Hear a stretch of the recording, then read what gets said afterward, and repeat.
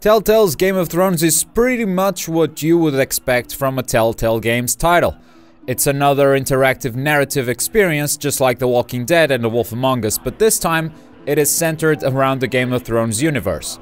For those watching the TV show, the game starts right at the end of Season 3 at the Red Wedding. You know what I'm talking about. First of all, before getting into the review, a little background on my thoughts regarding Telltale Games and Game of Thrones so you know where I'm coming from when I give you this review.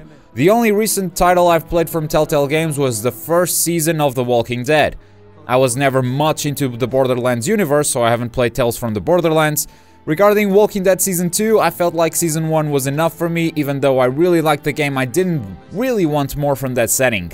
On the other hand, I don't have a good excuse to not having played The Wolf Among Us. I guess I just haven't gotten around to it. But I do plan on playing it in the future. As far as Game of Thrones goes, I have watched all the seasons available for the TV show and I have read half of the first book.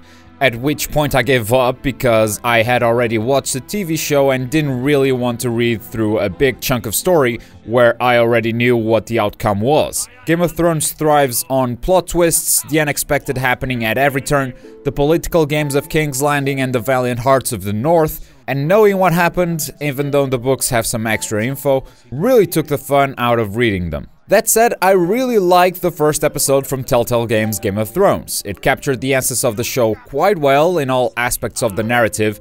Even if you're not a big fan of video games in general, this is a must-play for those who like the Game of Thrones books or TV show. You play from the perspective of 3 different characters with very different roles. They all know each other, but they never actually meet, at least not in this episode. Like the TV show, it's constantly jumping from character to character, giving you these very different perspectives, from the mind games of King's Landing to the war games on the battlefront. As I've mentioned before, in terms of gameplay, it pretty much happens as you'd expect.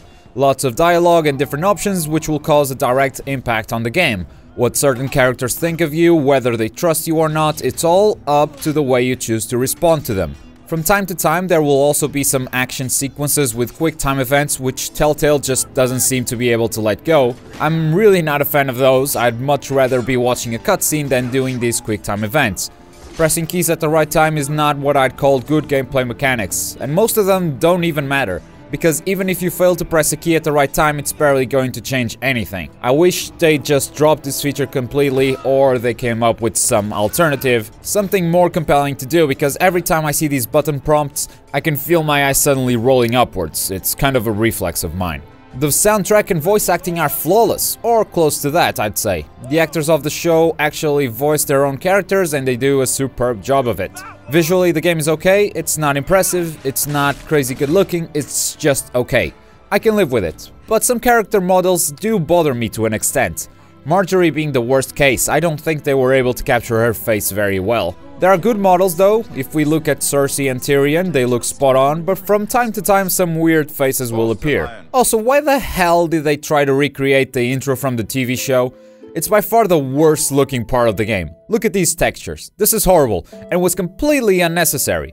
This doesn't add anything to the game at all, so it's very weird that they decided to include it. But these complaints feel very minor when compared to the good things that the game has in general. There is, although, something I noticed after playing the game twice. The game is fine for a single playthrough, so if you're only going to play it once and don't want me to ruin the game for you, click the mute button while you have this icon on the screen, because it's sort of a bummer. When I played the game the second time to see what the actual impact of your choices was in the story, I was actually very disappointed. You can't change anything major. Characters will talk to you differently, they'll seem to trust you more or less, but there aren't any significant changes in their behavior or any major events. You can't save any character from dying. If they die in one playthrough, they'll die on any other.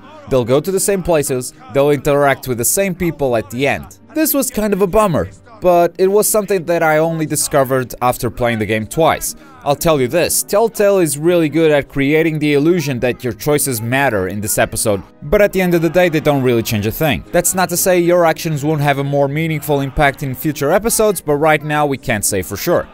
Overall, very positive feelings about this game. Telltale and Game of Thrones go very well together, and I can't wait for the next episode, because as usual, this one kind of ends on a cliffhanger, but that much was expected, I guess. That said, we don't score our reviews, but if you have played the game, feel free to do it, or let us know your opinion after hearing this review.